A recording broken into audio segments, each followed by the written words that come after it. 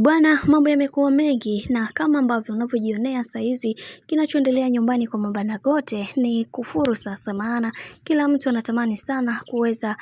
kufunguka vingi juu ya hili linaloendelea, na wengi wao waliweza kusema ya kwamba kiukweli bibie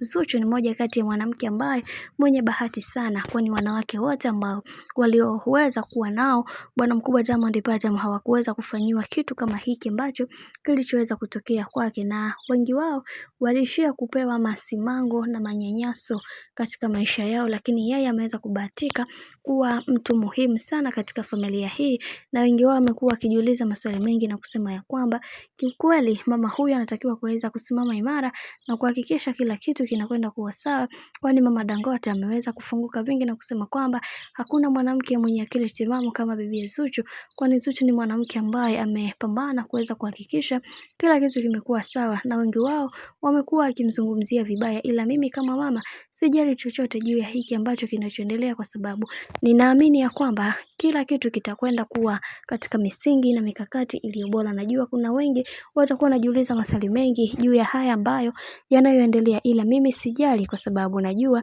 namna ambavyo mambo yalivyo na naelewa namna nitakavyoweza kutatua matatizo yangu mimi binafsi, kwa sababu mimi ndiyo mtu pekee ambaye natamani kuweza kuona maisha